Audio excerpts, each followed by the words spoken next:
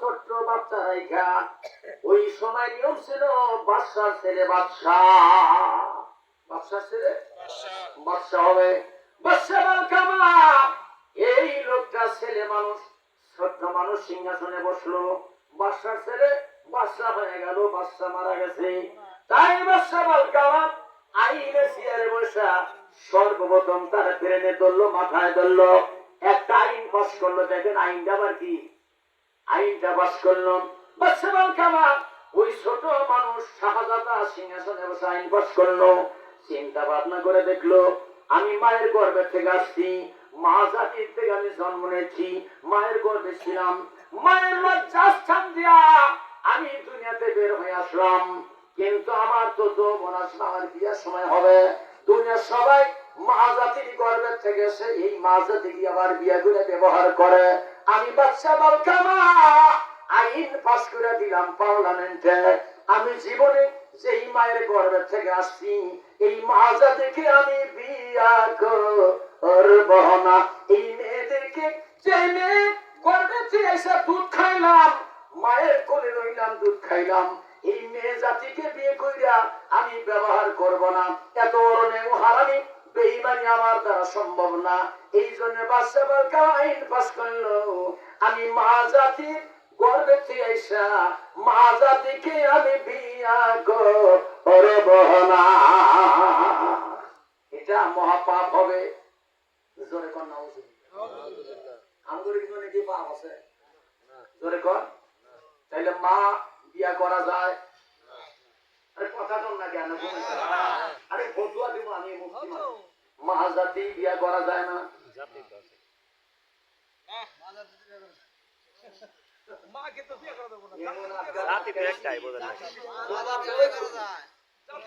মা জাতি বিয়ে করা যায়। তোমার খালা একজনকে খালা বলে ডাকো, তুমি দেখলা যে আমার খালা, ওই খালা নাম তুমি বিয়ে করতে পারবে। আর তুমি উকিল মেয়ে বানাইলা, তুমি হলে বাবা মেয়ে বানাইলা, মেয়ে আমর উমর আব্বা আব্বা বুড়া ডাকে, তুমি উকে দিকে দিবে মামা বুড়া ডাকো। উকিল মেয়ে বিয়া করলে আর কোন গুনাহ হবে না? উকিল মাইয়া বিয়া করলে ভাই একটি গুনাহ হবে না।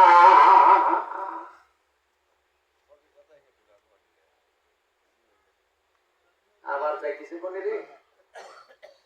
মন খারাপ করলে বাইঙ্গা না দিলে তো তুমি তো বেজাল করো। উকিল যারা দিছে ভালো করে শোনো ভাইরা আমার, বন্ধুরা আমার, ডাক মামা না, ডাক খালা খালা না, ডাক শাসি শাসি না, ডাক মামা না। মশলা হচ্ছে 14 সম্পর্কের বাইরে তোমার খালা হোক, মা হোক, আর তোমার শাসি হোক, বিয়ে করা যায় আছে। যদি সমস্যায় পড়ো কোনোদিন আমার সঙ্গে একটু টেলিফোনে যোগাযোগ করবা। দেখবা যে এটা বাস্তি, কিন্তু এত সুন্দর বাস্তি, হায় হায় বাস্তিটা মানুষে নিয়ে যায়। আর তার চেহারা ভালো সুন্দর, তার ব্যবহার ভালো, নেকামলকারী, পরহেজগারিনী। যদি মানুষের দিতে হয় এইরকম মেয়ে তো আমাদের মধ্যে রাখা উচিত। এরকম সমস্যা যদি হয় একটু যোগাযোগ করো। আর যদি তোমার দেখলে ভাগ্নি হয়, কিন্তু ভাগ্নিটা অত্যন্ত সুন্দরী, রমণী, পরহেজগারিনী, কোরআন পড়নেওয়ালা, হাফেজা, কিন্তু এই মানুষটা আমাদের বংশের মধ্যে রাখা উচিত। কিন্তু দেখা যায় বংশে রাখা যায় না। যদি খালা সম্পর্ক যদি হয়ে যায়, একটু যোগাযোগ কইর। এখন ওই বিনা টাকায় ফতুয়া দেওয়া হবে না।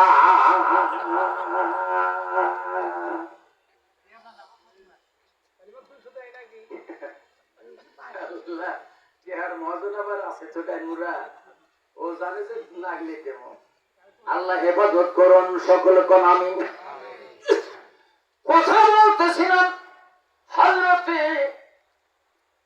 বাদশা বালকামা আইন পাস করে দিল, মা জাতি বিয়ে করব না। কিন্তু ধীরে ধীরে সে বড় হতে লাগলো। আইন পাস হয়ে গেছে পার্লামেন্টের সংসদ ভবনে, সারা দেশে আইন জারি হয়ে গেছে, পেপার পত্রিকা হয়ে গেছে, খবর হয়ে গেছে। হাকিম নরে হুকুম নরে না কোন হাকিম নরে হুকুম নরে না। এরা বাদশা বালকামার বয়স হয়ে গেছে, যৌবনে পা দিয়েছে, যৌবনে তরঙ্গ বইতেছে। বাদশা বালকামা চিন্তা করে এখন আমার উপায় কি, ভালো লাগে না। যৌবন যখন আসে ভাই, গান জানে না তবু কিন্তু ঘুরে ঘুরে না। আপনি দেখবেন আপনার ছেলে বা আপনার নাতি বড় হয়ে গেছে, যৌবন আসছে, দেখবেন রাস্তা দিয়ে যায়, বাড়িতে এসে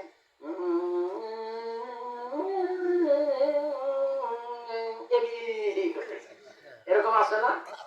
এর মানে যৌবনে ধরছে, যৌবন কিসে ধরছে? আরে সব গোবর ফাঁক করে দিতেছি, আরো গোবর আছে, কিন্তু রাত 12টার উপরে চলে গেল। যৌবনে ধরার পরে গান জানে না তবু গান গায়, চাইলে নাইরে না থাকমু ঘরে বাইরে না, গান তো জানেন এমনি একটা বইলা ফেলে। এর মানে তার যৌবনে তার না তার বিয়ের দরকার। রসুল বলছেন যখন তার যৌবন এসে যাবে, তার সঙ্গে নিয়ে দাও, বিয়ে করে দাও। একটা বার যদি স্বামী স্ত্রীতে তুমি যদি আনন্দ উৎসব করতে পারো, রসুল বলছেন 70 রাকাত নামাজ পড়লে যে সওয়াব আল্লাহ তোমাকে দান করে দেবে। নিসাউকুম হারসুল লাকুম, পড়েন আমার সাথে, নিসাউকুম হারসুল লাকুম ফাতু হারসাকুম। আল্লাহ বলেন তোমার স্ত্রীকে আমি শস্য ক্ষেত বানায় দিলাম, এই জমি তুমি যেইভাবে খুশি সেইভাবে আবাদ করবা, তোমার এই জমিতে যেই দিকে খুশি সেই দিকে চলে যাওয়া, আমি আল্লাহ খুশি, তোমার স্ত্রী খুশি, তুমি খুশি, জোরে কোন সুবহানাল্লাহ। কিন্তু তোমার জমির আইল বাতর ঠিক রাখা লাগবে। আইল বুঝেন তো? বাবা যদি আইল বাতর ঠিক রেখে যদি স্বামী স্ত্রীর দাম্পত্য জীবনটা যদি আপনার পরিচালিত হয়ে যায়, এখান থেকে তোমার মানিক্য বের হবে। কি বের হবে? মানিক্য বের হবে। মারা গেল বাহরাইনে ইয়ালতাকিয়ান বাইনাহুমা বারযাখুন লা ইয়াবগিয়ান ফুরুন ফাবআইয়ালাই রাব্বিকুমা তুকাদ্দিবান ইয়াখরুজু মিনহুমাল লুলু ওয়াল মারজান ফুরুন ফাবআইয়ালাই রাব্বিকুমা তুকাদ্দিবান। আল্লাহুম্মা সাল্লি আলা সাইয়্যিদিনা মাওলানা মুহাম্মদ ওয়া আলা আলি সাইয়্যিদিনা মাওলানা মুহাম্মদ। আসুন আমার ভাইরা বন্ধুরা, চিরদিন নশ্বর থাকবেন না, কথাগুলি শোনেন না, ইতিহাস কোথায় পাবেন আপনারা। এইবার বাদশা বালকামা যৌবন যখন তরঙ্গ হয়, কিন্তু ওই সময় বিয়ার কথা আফসোস করে আমি কেন আইন পাস করলাম, দেখছেন না? হায় হায় কি করছি, কি করে আমি কি করলাম, নিজের ভাই আমি কুড়াল লাগাইলাম, এখন তো আমার ভালো লাগে না। যৌবনে বাগে তেরা জবে যাবে তো বুলবুল পাখি তোমার যাবে উড়িয়া, ঠিক কিনা? যৌবন তোমার থাকবে না, এখন তো বিয়ের দরকার। বাদশা বালকামা তখন চিন্তা ভাবনা করলো, হারামাত তো বিয়ে করাই লাগবে, তবে আমি তো আইন পাস করছি মানব জাতির কোন মেয়েকে বিয়ে করবো না, কিন্তু আমি জিন জাতির আইন তো পাস করি নাই, অতএব আমার একটা সুযোগ আছে, আমি পরি বিয়ে করব। কি শুনবেন না? খুব মজার কথা, খুবই মজার তাফসীর এটা। এই পরি বিয়ে করার জন্য বাদশা বালকামা চিন্তা ভাবনা করে কোথায় পাবো পরি, কোথায় পাবো জিন, এখন দেখা যায় না, ধরা যায় না, ছোঁয়া যায় না, কোথায় গেলে পাওয়া যাবে? জিন জাতি আপনারা দেখেন নাই, দেখছেন? যদি দেখো থাকেন আপনারা বুঝেন নাই। রসুল বলছেন জিন তোমার সামনে আসবে কালো কুচকুচে বিড়ালের রূপ ধরে। আপনি দেখবেন রাতের বেলা রাস্তায় বা পথে বা বাড়িতে দেখবেন কালো কুচকুচে বিড়াল, কোনোদিন দেখেন নাই। সাবধান, আপনি মারপিট করবেন না, আঘাত করবেন না। হুজুর সাল্লাল্লাহু বলেন কালো কুচকুচে বিড়ালের আকৃতি ধারণ করে জিনপুরি তোমাদের বাড়িতে আনাসে কানাসে রাস্তা পথে ঘোরাফেরা করবে, কিন্তু সাবধান তুমি আঘাত করে ক্ষতিগ্রস্ত হয় না। 2 নম্বরে তোমার বাড়িতে দেখবে কালো কুচকুচে সাপ দেখবে। এই সাপগুলি দেখার সঙ্গে সঙ্গে তোমরা প্রহার করবে না, হত্যা করো না, মেরে ফেলবা না। সাপ মারা কি জোরে কোন এই কথা কেবড়া, সাপ মারা কি? হ্যাঁ, মুখ বন্ধ করবা না, মুখে বাতাস নিলে আমি দেই না। আল্লাহ রাসূলের দরবারে এসে ধর্মসভায় এসে মুখ হাত সবকিছু চ্যানেল ফুল রাখতে হবে, চালু রাখতে হবে। তাইলে সাপ মারা সুন্নাত, কিন্তু আল্লাহ রাসূল বলেন দেখার সঙ্গে সঙ্গে মারবা না। এই হলো 2। 3 নম্বরে তোমার সামনে যদি কুচকুচে কুকুর পড়া যায় বা রাত্রের বেলায় রওনা দেবে কুকুর পড়বে। আমি যখন ওই বড়ই বাড়ি থেকে মাহফিল করে যখন 2টা সার মেয়ে যখন চলে আসি, অনেক মাহফিল আসার সঙ্গে সঙ্গে দেখি ওই যে আপনারা নৌকা নিয়ে যান বেরিশ্বরের উজান মাথা দিয়ে যে বের হয়ে যান, এইটা শুকায় যায়। ওই সময় আমরা হেঁটে হেঁটে যাই, রাতের গভীরে 2টা 4টা 2:30 বাজে মাহফিল শেষ করে তখন চলে আসি। কিন্তু খালি হাতে আসি না, যে কোনো একটা বস্ত্র বা একটা লাঠি তারা দিয়ে দেয়, কয় হুজুর থাকবে না, লাঠি দিয়ে দাও। লাঠি নিয়ে আসি। কয়েকদিন দেখলাম সেখানে ওই নদীর তলদেশে কোনো কিচ্ছু নাই, বিশাল বিরাট বড় একটা কুকুর পেছনে পেছনে আসতেছে, কিন্তু একবারে কাছে আসে না। আবার ফিরে যদি তাকায় দেখা যায় কুকুর অমনি দাঁড়ায় যায়।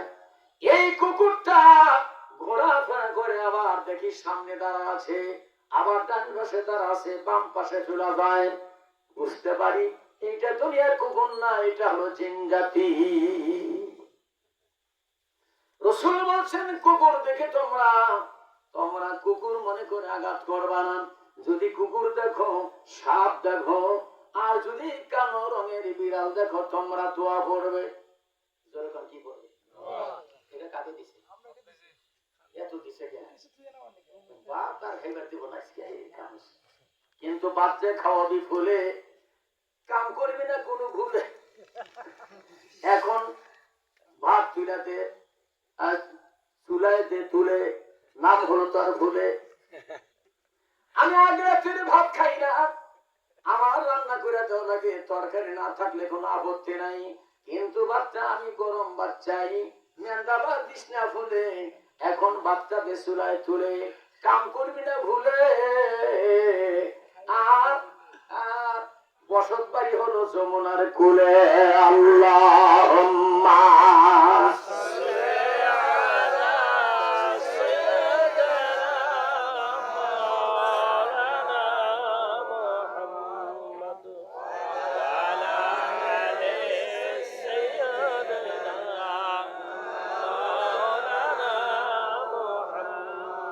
محبت اللهم صل على سيدنا مولانا محمد وعلى آل سيدنا مولانا محمد। স্ত্রী ছাড়া ওই সংসারে শান্তি নাই। وقال عليه الصلاة والسلام